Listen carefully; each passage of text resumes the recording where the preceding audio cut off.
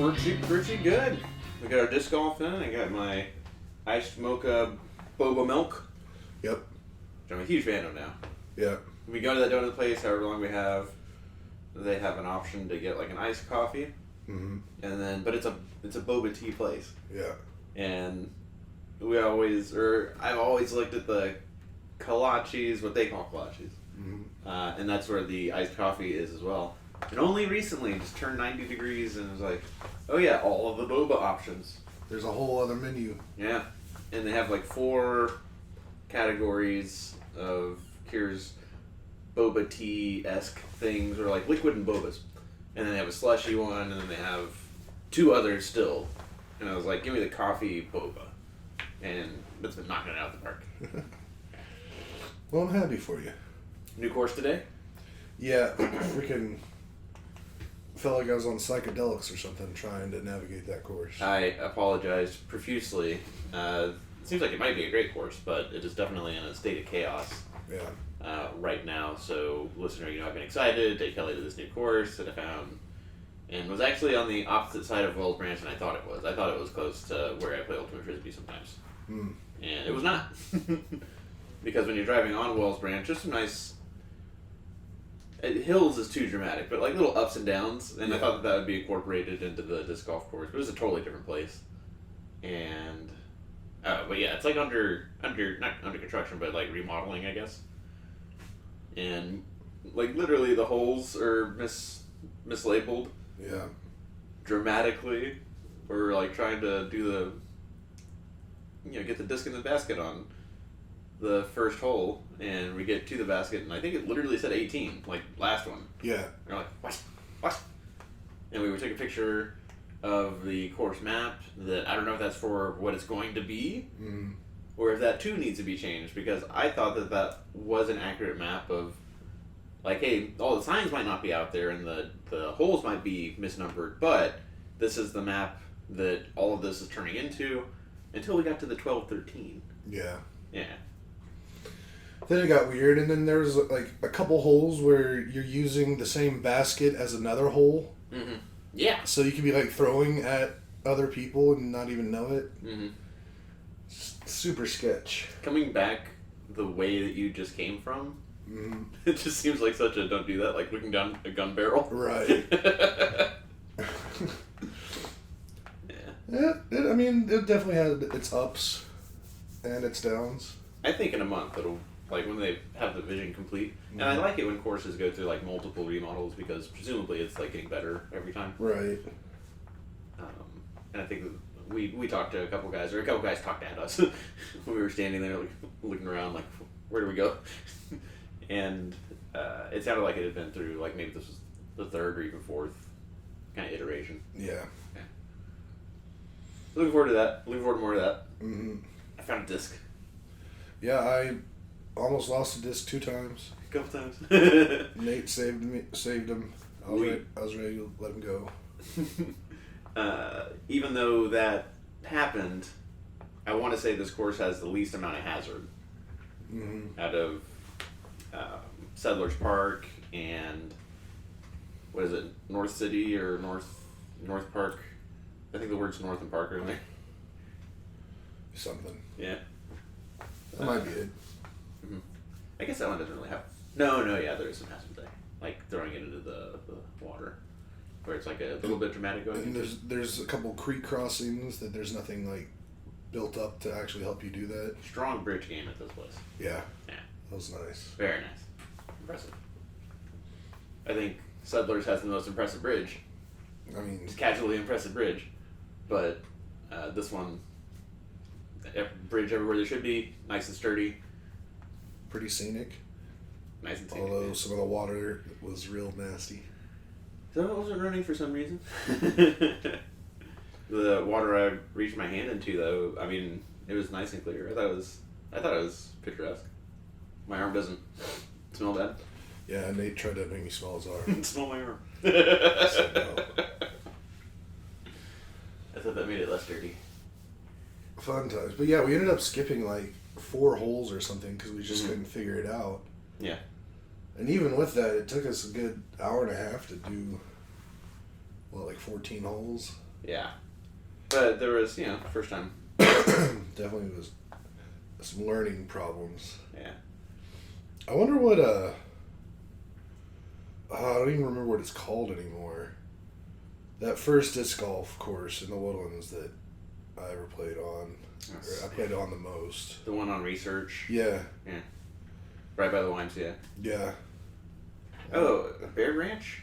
Yeah. I Yeah. knew there's a B in there. I also remember playing Ultimate out there. I remember we played disc golf in a hurricane there. Heck yeah, dude. Dude, good memory. All right.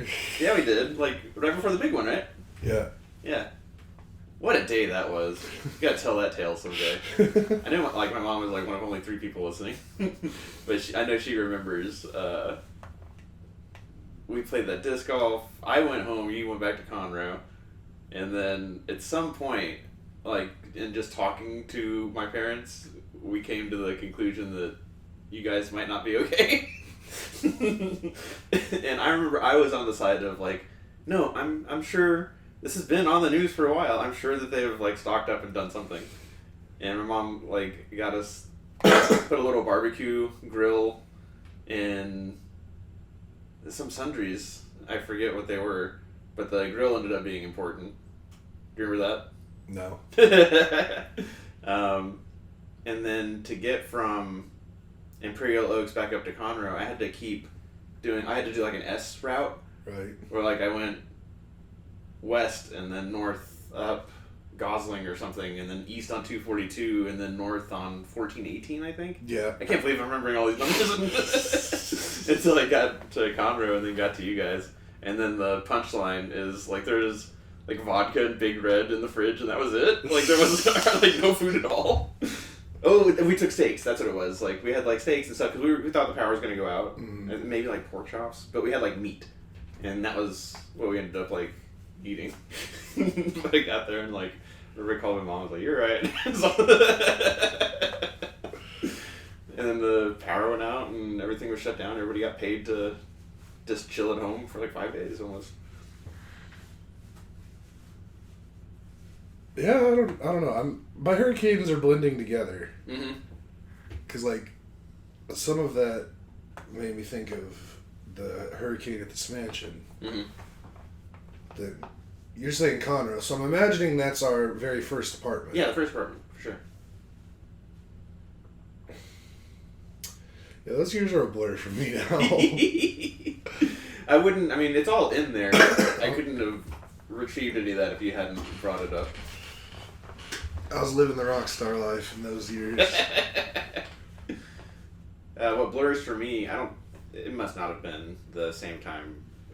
No, because we were watching TV and there was no power. But that blends with Vince Young and UT winning the national championship and the confetti, and how we were so prayed so hard. It was like we were also like, we would have been happy regardless, but also like the drinking, we were like, "Yeah, this is the greatest thing." Yeah. Vince Young, may he dominate 1,000 years. And then not so much. Yeah, anyway, I miss Bear Branch Disc Golf Course. I wonder how much that's changed. Yeah, you're right, dude. I still remember my hole-in-one on that course. Sweet. Uh, Are you seeing pictures of it in your head? of what, the course? Yeah. Yeah, a little bit. I'm imagining the pond and how you have to go across and then come back. Yeah. I'm imagining a specific alleyway. Mm-hmm. Oh. And then there was a nice, that was a great course. It was like, I think I got spoiled as that was like my home first course. Absolutely. Like I'm looking for that kind of course again.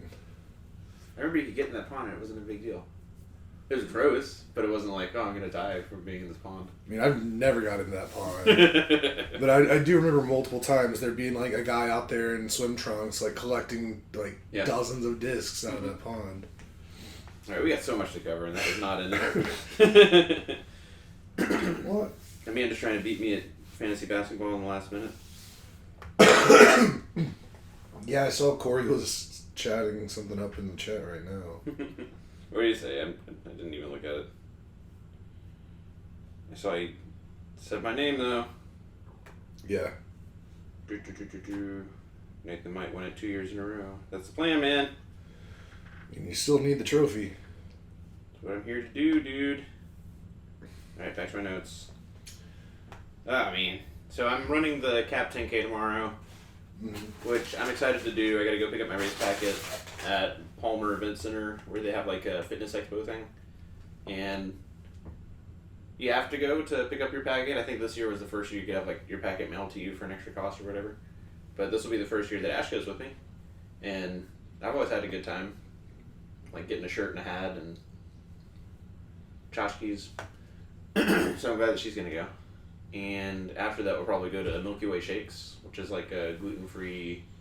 It's a milkshake thing that she can eat. Like she can actually consume. Wait, so Ash is running? No. Oh, She's going with me to the fitness expo. Okay.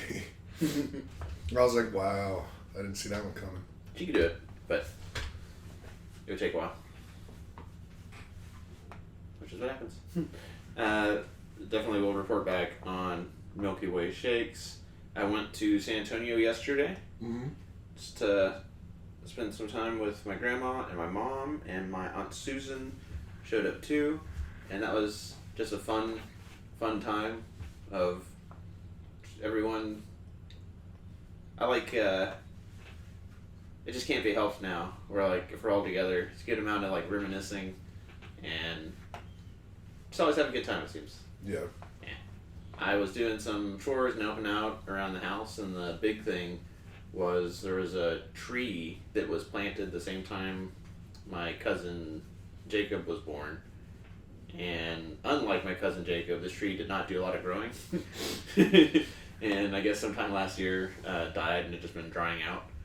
And Ash, once upon a time, felled a huge branch off the tree that's in our backyard that was like its own tree. And like that branch was bigger than the tree that I'm talking about. Yeah. And hacked it to bits with a hatchet that we have. Not even like an axe, but like a half-size hatchet. Yeah. And I was like, all right, I mean, this is a much smaller project. So I told them, like, no problem, take care of it. And my Aunt Susan was like, do you want to use our chainsaw? It needs a new chain, but chainsaw. And I was like, nah, I got a hatchet. Got a saw, it'll be fine. And then Friday morning, I wake up and I go out to the shed and I can't find the hatchet. So I just text them, like, no tree today, sorry guys. And I get there and my mom was still like, take care of that tree. And I go out there just to like see what's in the shed and see what I can use. And there's also a hatchet out there, but it's nice and rusted. And I go to this tree and I just start like, well, let me see what branches I can take down so I can just have like a straight up trunk, you know? Mm-hmm. And just branches start coming off of this thing because it's been dried out for over a year. And I was like, oh, well, let me see like how much of this tree I can just tear apart with my bare hands and get it like all the way down to just just the trunk. And I was like, all right, okay. And that was kind of cool looking because it was just like, ah! And then I take that hatchet and I start coming down on it so I can kind of like split it more. And on one of the swings, I go to pull it back, and the head just like stays in the tree, and the handle comes with my hand. And my grandma was watching, and she was like, "Oh." And I was like, "Yeah, sorry about that. That's not going to do anything anymore." And then there was a carpentry tool saw that was in the shed. Yeah. And it was old because it had like an old plug-in thing. But I asked my grandma, like, is there an extension cord somewhere? And she goes into the garage and she comes back with a bunch of extension cords, but they're like multi plug-in. Mm-hmm. What is the word for that? Power strip? Yeah, she has like a bunch of power strips in one hand in a Ziploc bag, and then an unused like proper saw like still in the paper and stuff. And I was like, yeah, give me that. And then that was like all I needed to just start sawing from the top down. And then I took a shovel and just like pried the rest of what was up to that tree apart. Yeah. Yeah. So it was mostly with my bare hands. And then like a random brand new saw that was in the garage for some reason. So that was all cool. But loved loved hanging out with the fam. I meant to have a brother that has a girlfriend and splits time living with the girlfriend and then also at grandma's to help her out. And I meant to take a bunch of selfies and be like, my butt's on your bed. You know, that kind of thing. But I forgot. But hopefully that makes my mom giggle. Was your butt on the bed? I sat on the bed for a minute. Okay. But, just making sure you actually did it. Yeah, no, that part actually happened. And then one of the chores that I was helping out with was like find a remote for a TV and put it in the closet that's in that room. So I touched a bunch of your stuff, Josh, just in that process. But I wanted to take it further. I wanted to put my butt on his bed. But I didn't have time for that. Really, I just forgot. But great time with the fam. That's all going on media-wise. We finished Voyager. Started watching 11 episodes of the original series. We're not going to watch all 3 seasons, but like these 3 hand-picked episodes. Mm-hmm. Which has been pretty trippy. Pretty trippy. Let you know more about that later. We're at the tail end of Schitt's Creek. And I guess the last thing before we talk about Masters of the Air. Have you already seen Schitt's Creek? Yeah. Is it a rewatch? Yeah. Okay.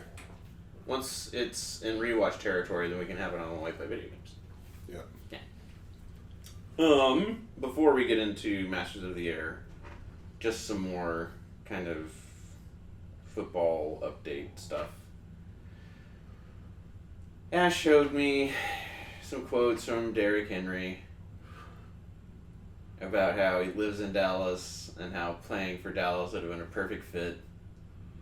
And how, of course, he wanted to play for Dallas, but he was never approached, never given an offer.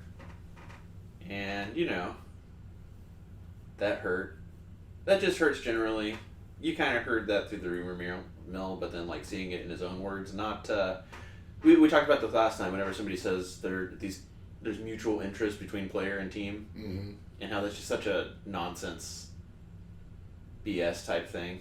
Yeah. Of somewhere in Derrick Henry's history, he might have said, like, of course, everybody wants to play for the Cowboys. Right. Interest.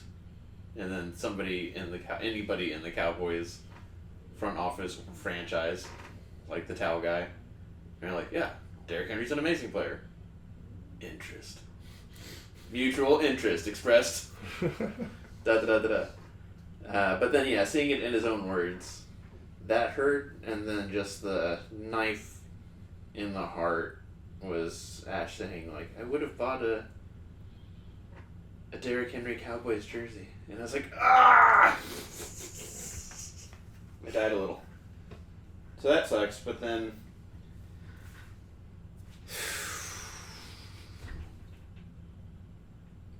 Contrast it with the Texans. Yep. Oh, man.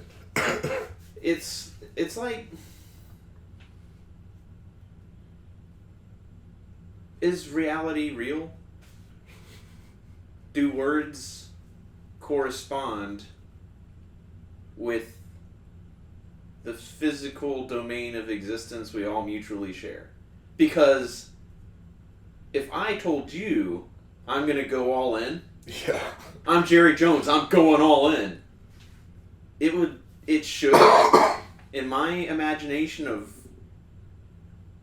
what the combination of all of that means, it looks a hell of a lot more like what the Texans have done. Yeah. Danielle Hunter, Joe Mixon, and say it, Kelly. Go ahead. It's all for you. Stefon Diggs, baby, let's go. Oh my gosh, I was saying the other day, like, I could draft in fantasy next season all Texans, and I would be a very competitive team. Just, they have they gave C.J. Stroud all the weapons. Like, they are all in. And it is just... finally just so exciting. Like, we actually are a championship contender now. And we've never been, like, ever in the history of the Texans. Jerry shared some stat where it was like never before has the team grabbed like 1,000-yard receiver, 1,000-yard rusher and whatever sack. 10+ sack defensive guy. That's all into me. Yeah. It's an embarrassment of riches at wide receiver for sure. Between Tank Dell, Nico Collins, and now Stephon Diggs. There's great Dalton Schultz. Yeah, that's a tight end. Very capable receiving tight end. There's wide receivers that are super talented that are still in development that this next year could have been their year, specifically thinking of John Mechie, the Alabama guy that overcame cancer. Yeah. But I know there's some other names. Oh, freaking... I think the difference between us and like a top tier podcast is always nailing the proper nouns. Yeah. Robert Woods. They have Robert Woods. Mm. Who last year everybody was like might be the best wide receiver on the team. No, it's Nico Collins, maybe Tank Dell. Yeah. Yeah. I'm excited. Excited for me, I'm bummed for you. I'm dreading, or maybe excited, I don't even know anymore, about inevitably finding out Jerry Jones has been in a medically induced coma this entire time. They're doing some Weekend at Bernie's bullshit. And have been since, I don't know, the Super Bowl or something. I don't know. I mean, that'd be funny, but I don't think that's exactly what's happening. Presumably, something is happening. There's some, even if it is to say, like, we're just going to sit on our hands, that's the choice we've made. Somewhere there's that audio or email or text or conversation. But even that is lacking. Even there's the evidence of a decision to make no decisions is lacking. So it's like, is the emperor dead? Is the dictator dead and we're just like trying to keep the state from falling apart? Like, what is happening? I don't think they could keep his death a secret. I am happy for you, Kelly. I don't know. I mean, people talk about like the British monarchy keeping secrets. I could see a private entity and family of billionaires being able to do it just as well as anybody else. I don't know. I honestly think the monarchy could do it better. Because like everybody respects the monarchy enough to like play by the rules. There's always going to be someone in the private industry that'll snitch for money. Can't wait to hear what they were thinking. Yeah, I don't know. I mean, it bums me out to see it too, because I mean, I've been getting a little more pro Cowboy just for the sake of you and Ash, and as soon as I start doing that, then just like they're just going in reverse. I remember I was pretty upset going into the 23 season just because of keeping Mike McCarthy, and but then that kind of ended up being true. Of like, we're not gonna get any better making the same choices and making the same errors, specifically Mike McCarthy errors, and then I have a theory. Yep. I think Jerry Jones might be going all in, but the way he's going all in is he's saying, we are completely punting this year. We're going to try to get the number 1 draft pick next year. They're going to get rid of Dak. They're going to get rid of McCarthy. And they're just going to start completely over. And that's what the being all in is. That would make sense if there was like a name to be targeting. Like Caleb Williams has been that name for a couple years. Who were they targeting in the 2025 draft? Maybe some stud will come to light. I'm not opposed to it. Maybe they know something we don't. Maybe there is a guy. I'm not opposed to it. I thought there was something similar happening, with the end result being us getting Sean Payton, but that didn't materialize. The only name I could think of is Archie Manning. Yeah. Playing for UT, but he seems to be slow playing his college career even. Yeah, he hasn't even started yet. Yeah. There was rumors that he was going to transfer out of UT since this, like, Ewers is still going to be there this coming year, I think. I think that's remarkable that Ewers didn't go to the draft just because presumably everyone wants to see Archie Manning. But if Archie Manning wanted to start from day one, he could have gone to other schools. So I don't. I mean, maybe he thought Ewers was going to go after this year, and now he's not, so. Yeah, maybe. Maybe. But your theory, now because the Cowboys have done nothing and everything else is happening, all of the clickbait that's out there is Jerry Jones planning to trade Dak Prescott and trade CeeDee Lamb, just build around Micah Parsons, and I don't think that's going to happen, but it pisses me off that, like, that's the narrative. Yeah, well, I don't know. I think that, because didn't that news come out that, like, the Cowboys and Dak, like, mutually agreed they're not going to re-up Dak right now? Right. He's going to play out the final year of his contract, which is a huge cap hit for us and a good payday for Dak, and presumably gets a long-term extension, or a long-term contract after this. But yeah, I guess people see that and think he's trade bait. Yeah.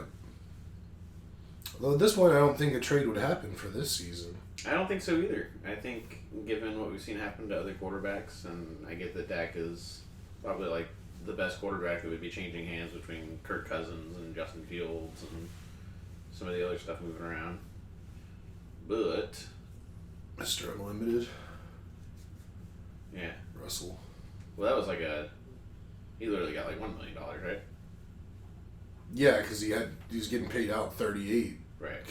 just to not play for the Broncos anymore. I want to say the Cowboys are paying Dak something like $60 million this year. That's a lot of millions. Yeah, but it's that last year in a contract that you never expect to pay because you're either going to extend or trade a person. Right. So I think they kind of fucked up there then, really. Like, they should have either traded him already or extended him. This is what it keeps going back to, Kelly, is it's the front office. It's the Jerry Jones of it all. Of, like, and they're not explaining why they're making these decisions. I haven't heard Jerry Jones talk about this stuff. Mm-hmm. I just made a face, guys. It was a real good face. A lot of teeth. Alright, we gotta get into the Masters of the Air. Masters of the Air. Something that was in... We just did... Which ones did we just do? 5 and 6. Yeah. Something that was in episode 4 that we didn't talk about. We've got folks that have escaped... Or that parachuted and were in the Netherlands and are trying to get snuck from Netherlands through France to Spain and then somehow back to England. Yeah. Something we didn't talk about. They were kind of testing them to make sure everybody was actually an American and make sure that their network wasn't being infiltrated. Yeah. And out of the 3 folks that we see get interrogated, one of them doesn't make it. And I think it was, they had him, some of the tests that they had him doing were like sing the Star Spangled Banner, or like what is the national anthem, the Star Spangled Banner, sing the Star Spangled Banner.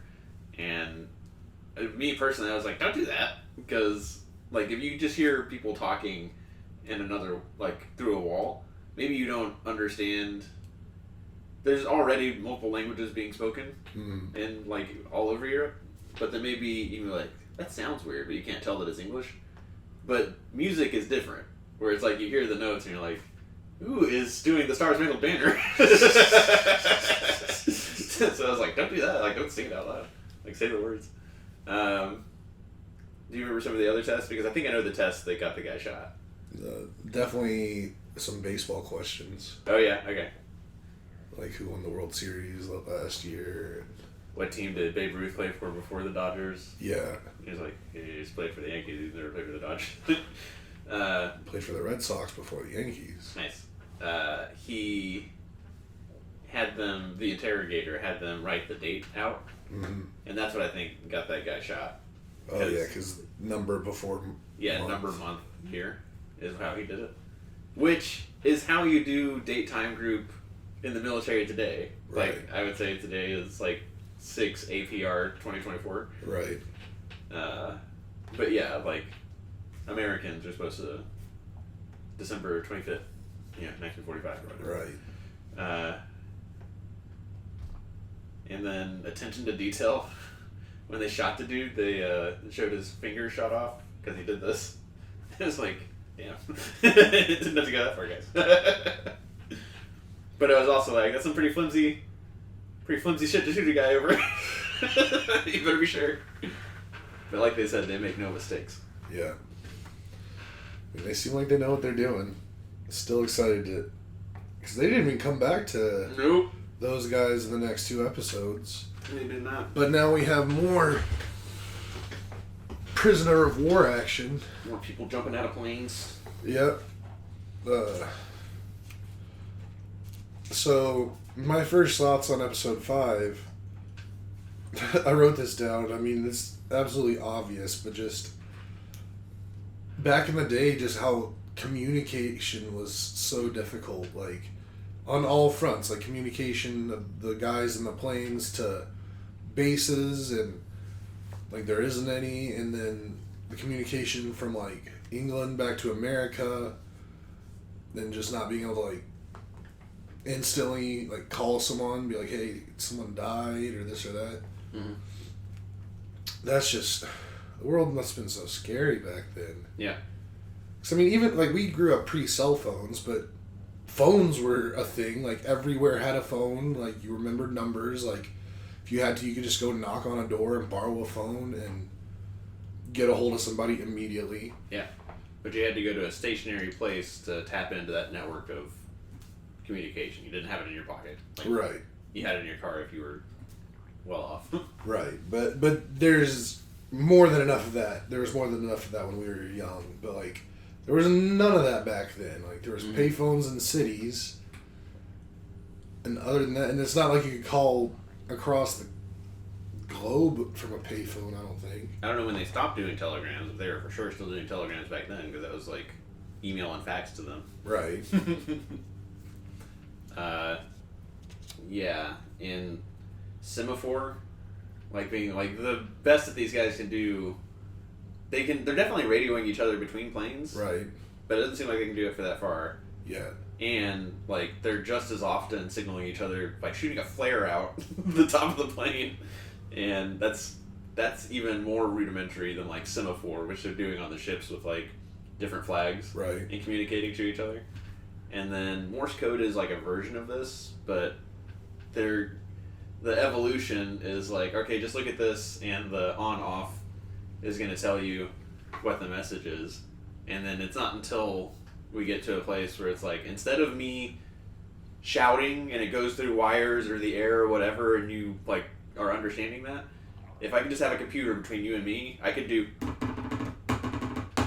just a bunch of on-off faster than you could ever listen, and that'll turn into letters, and then that's so much better. Right. Yeah, so that just adds a whole other level of what those guys were having to go through. Next thing I wrote is just the way they have to get into the B-17s, the guys that get in on the front, Mm-hmm. like that whole, like, they do like a palm in, pull up, Yeah. and like shove their legs up and then pull themselves up like upside down into the plane. I don't know, I've seen that so many times now in this show, and every time it's like, wow, I could not get in that plane right now. I bet they're all so small too. I bet none of them weighs 200 pounds. No, absolutely not. I doubt hardly any of them are 6 foot. Right.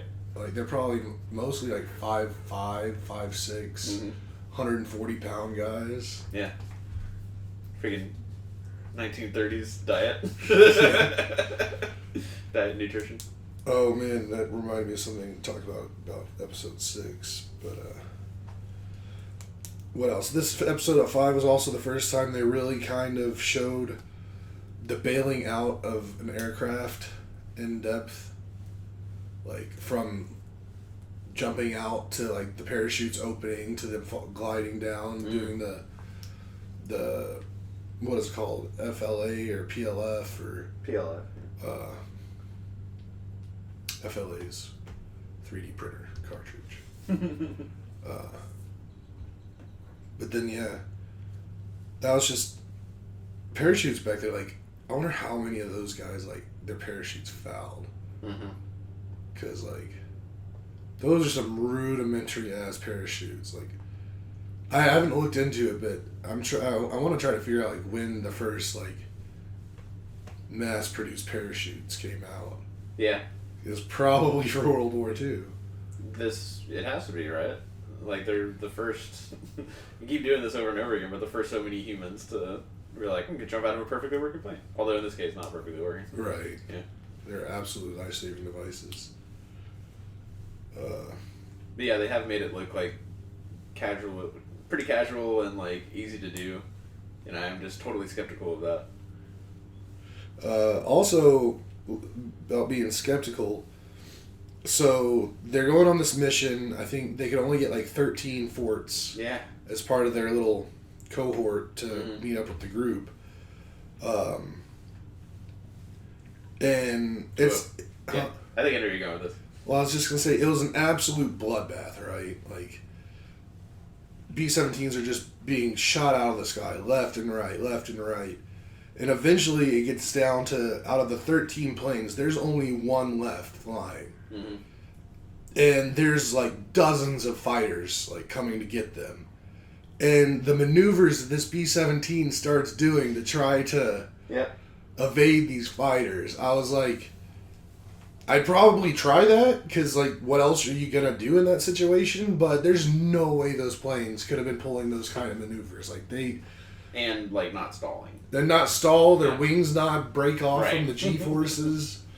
Like, they're definitely doing some stuff that is not possible. I like to imagine the pilot of the B-17, like, being so many feet away from and seeing the pilot of the other one, the Messerschmitt or whatever plane it is. Yeah. I have to assume that's from, like, a Chronicle somebody attested to.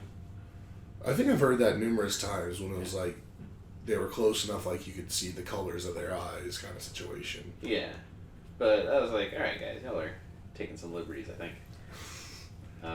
Yeah, I put that on here. I'm gonna get a sheepskin jacket. Are you? You look good in one. Evasive maneuvers. You think that was legit? A bit silly. Was a bit silly. I said, so yeah, there's the one plane left, and they're showing like all the bits of plane like floating down, and that didn't make sense to me because of you're moving forward, so there's some relativity of like whatever direction these things were going in, or some momentum, but I don't think they would be raining down like they showed it. I think you'd be flying through it as it was like raining down, not like just. They all get destroyed, and there's the one fort left. And when he says there's got to be hundreds of them, like they see all the fighters coming at them.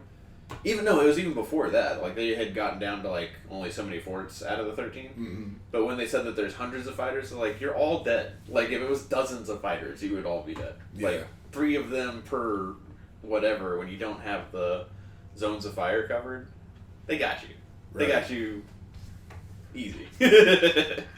But yeah, the one fort made it, which was great. It wasn't Bucky's fort. Bucky's down now too, but they showed him parachute to the ground and make it. So he's alive, but he got shot down. They showed Crosby going to the monkey house, which is like the brain of the operations. And I have a lot of experience in this with being a part of and running a tactical operations center at TOC, and I like how they called it the monkey house, because it is like the people in the forts. You have multiple forts because they're all doing essentially the same thing.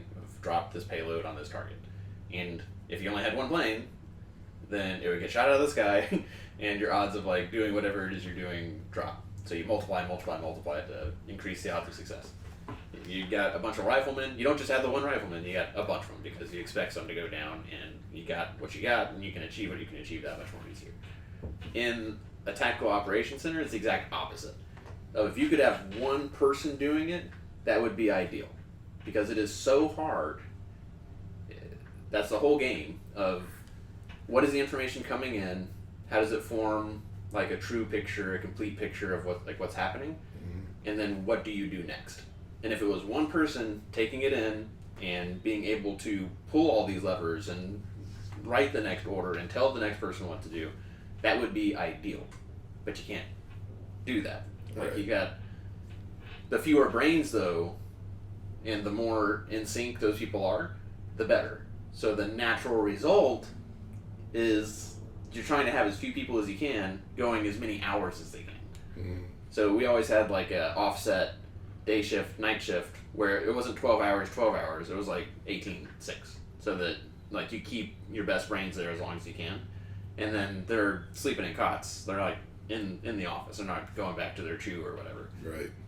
And then hopefully like nothing dire happens. Like you're still responsible for doing what you gotta do, but you got your A team and you got your B team. And that's the situation that Crosby's in now. Instead of being like one of many navigators on many planes, he's like a conduit, a part of this like human machine, human computer that's trying to make everything happen. Right. And I respected that because I spent a good amount of time doing that kind of stuff. Having to... Wait, is this the episode? Yeah, I wrote this down. Doing the thing you don't want to do over and over and over again, the thing you're afraid to do, you have to do it, and it won't be the last time for a long time. Getting in those planes and like, they were borrowing planes from other people to put together that paltry number of, did they go up with 13? Yeah. Yeah. And knowing, because there's like a math that's going on with all these people of how lucky could I possibly be? And you see other people that you have, God, they said when they found out that Buck went down, I think they said this like in the first 5 minutes, like if Buck didn't make it, then how are any of us going to make it? Right. And doing this thing that you know is dangerous and that you know is scary and that you have to keep doing it, it's kind of a mindfuck. And the only way, I guess they haven't talked about this yet, but it gets a little dark in that you're like, I've kind of, or like by taking on this task, by being in theater, you kind of already said, I'm okay with the worst outcome. Right. And if I don't come out on the other side of it, then that'll be a good thing, but that's a thing for future me. And that's like the place that these guys are in, which ends up with them. So, I mean, yeah, the end of the episode is we don't know if these evasive maneuvers worked or not. No, they made it back. At the beginning of the next episode. Oh, was that not to the beginning of the next episode? That's the beginning of episode 6.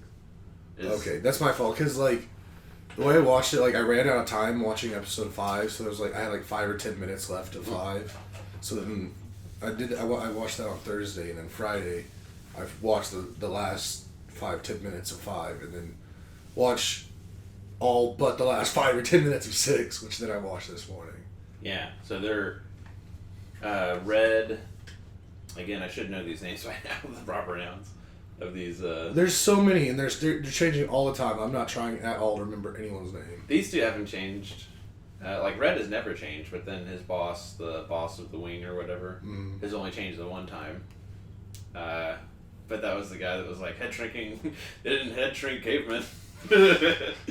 Those two waiting for their 13 forts to come back, and some plane from some other unit lands. But then, yeah, they get their one back. But it's only like one out of the 13. Yes, they lost 120 men on that one mission. They're doing the interrogation, or the debrief, and there's a guy that's supposed to be keeping a log of like on a ship, or there's other examples of this, but the guy who is taking like for Navigator notes does of it. what's going on. Yeah, and they keep asking him like, this wing number, this unit, what happened to them? Did you see any shoots? And he's like, no notes, no notes, no notes.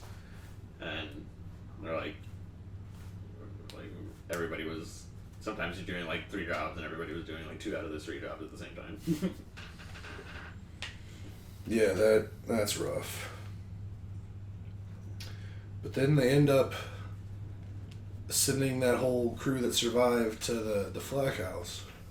Mm-hmm. A super nice manor somewhere deeper in England for some R&R. R&R is the mission. Which, I don't know. That's happening. This episode is like parallel stories Yeah. of the crew that made it back doing their R&R at the same time that Bucky is a POW. And Yeah. going through all that. Well, also, the episode doesn't start as a POW. I mean, he's on the ground trying to evade. He goes and steals a cabbage out of the ground and on someone's farm and just in the woods, just eating cabbage raw. Mm-hmm. And I wrote down like, ew, cabbage. My thought was, I think cabbage is like mostly water. I don't know how much he's getting out of that. I mean, he's hydrating. Yeah. So, but yeah, but my first note for episode 6, because I guess I don't know why this was my first one, but I was saying that I think Bucky was a little dumb and he could have evaded getting caught by those 2 farmers. Mm.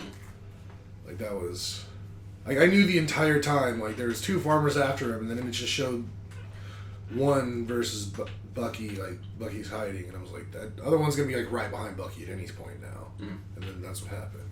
Mm. Constant one of those exercises that comes up is you're on a recon mission and like a dad and his son and their goats stumble upon you. And what do? Like, you can just keep doing the mission if you just kill these 2, but you're not going to kill the 2 because you're not just going to kill innocent people for no reason. Right.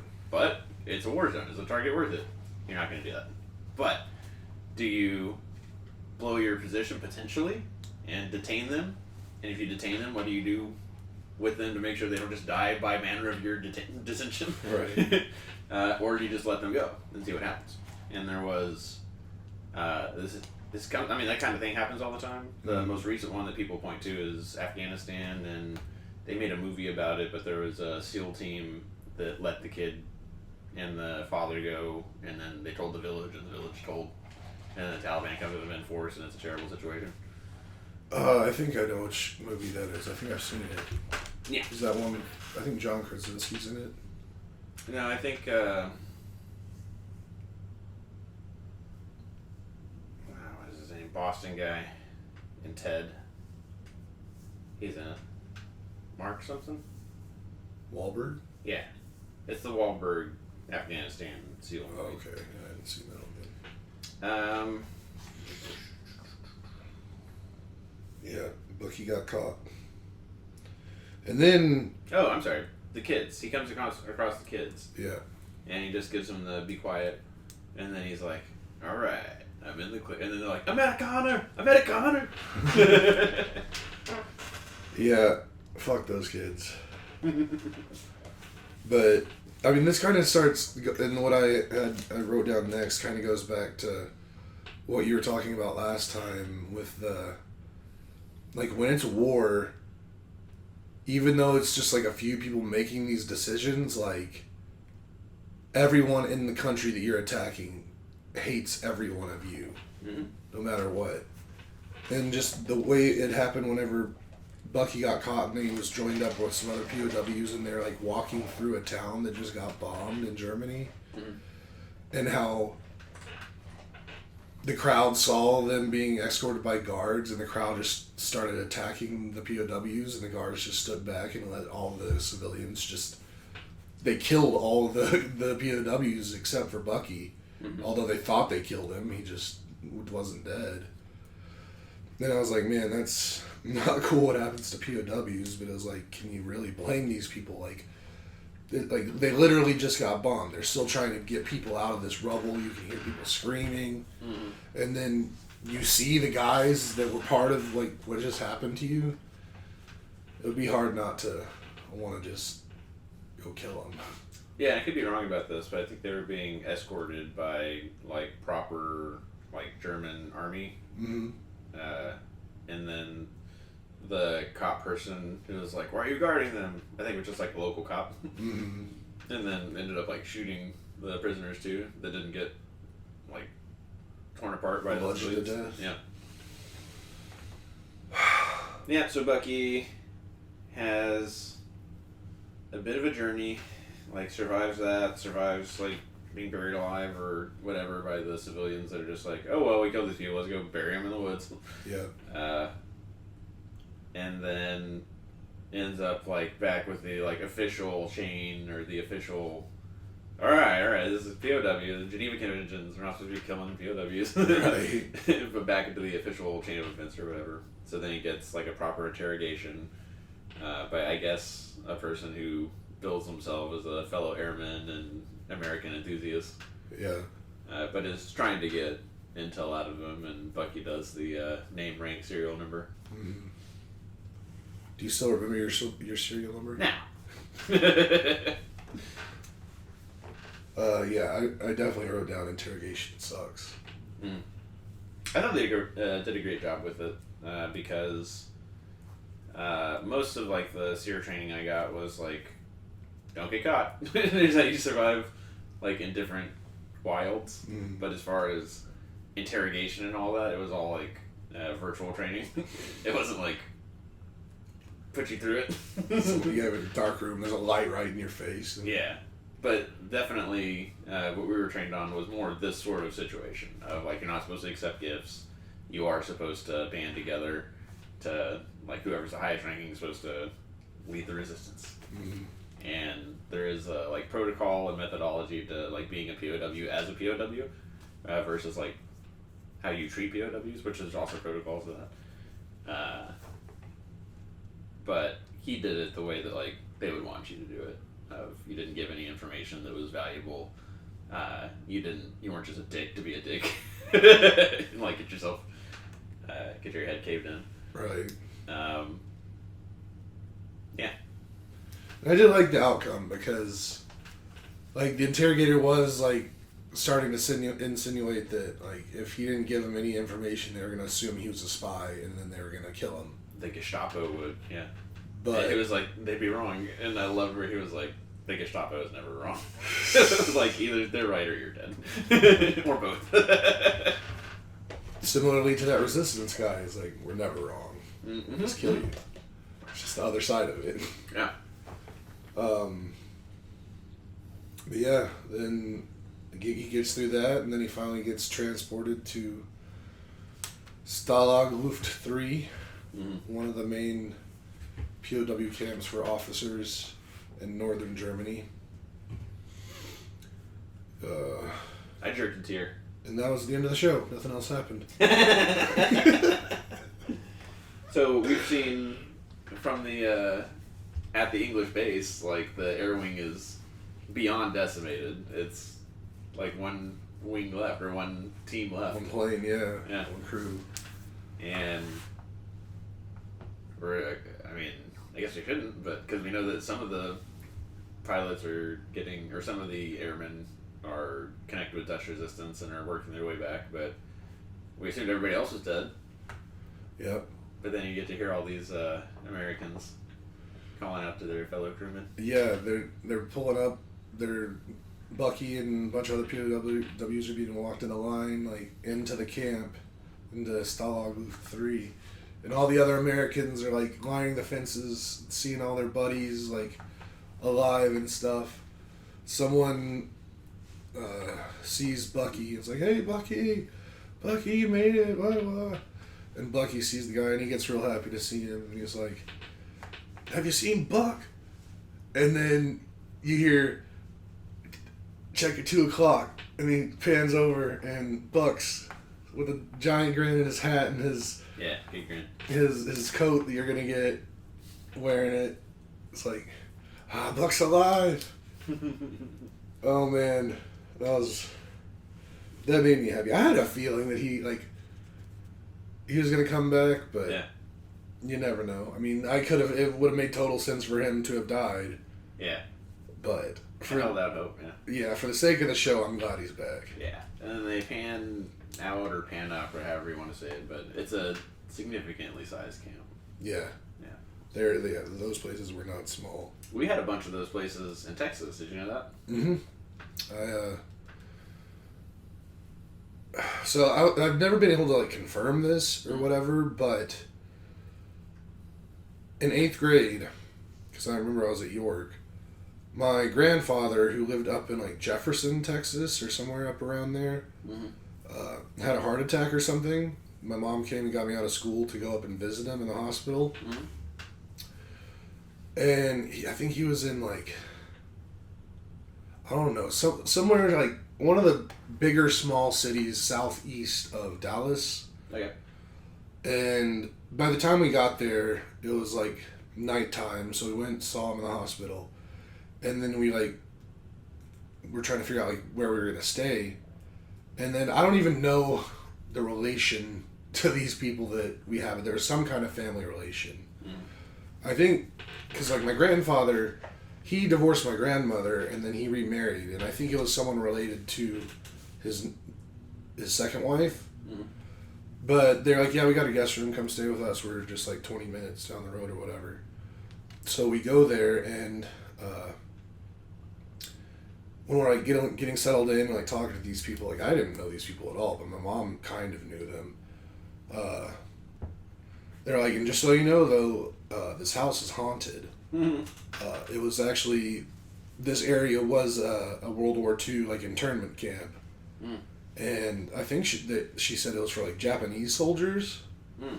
Or maybe it was one of those places where like they're like Japanese, just Americans were just getting put in camps just to be on the safe side. Yeah, I think that's what internment was. And she said that the house was haunted and we could easily see like books fly off the shelves or just stuff move and whatever. And she was like, there's no need to be scared. It has never done anything malicious. And then so that night I'm getting in bed and I take my watch off and I put it on the end table next to me, go to sleep, and I wake up and it's sitting right on the end table where I put it, but the face was shattered. So I think a ghost broke my watch from an internment camp ghost. There you go. There was internment of Germans in Crystal City, Kennedy, and Segoville here in Texas. Say those again? Crystal City, Kennedy, which I'm intimately familiar with, and Segoville, which is Seagov. But those all seem to be in the South. See, that's what I thought. So I don't know. Because I tried to look it up one time. But no, I don't really think a ghost broke my watch. I think there's a chance I went to bed with the watch on my wrist and I might have just like hit it on something and then whatever. But I don't remember. I just like to pretend that's my ghost thing. Right here outside Austin, Elgin, Mm-hmm. there's Camp Swift, Mm-hmm. which during World War II we held German POWs. Oh, wow. Yeah, in some of the buildings they've got pictures of they still like did marches and stuff. Like they still kept fit. Mm-hmm. And yeah, good times. Yeah, the only other notes I had though for episode 6 were is Oxford Hogwarts? Like that place looks pretty Hogwartsy. It comes up all the time. There was some other fiction literature that Ash and I read where it was all based in Oxford. I think that's what they think of when they think of like the Harvard or their best school. Yeah.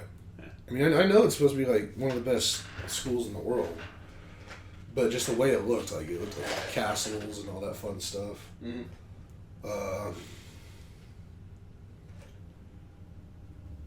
I wrote down. I also wrote down I love British people because I do.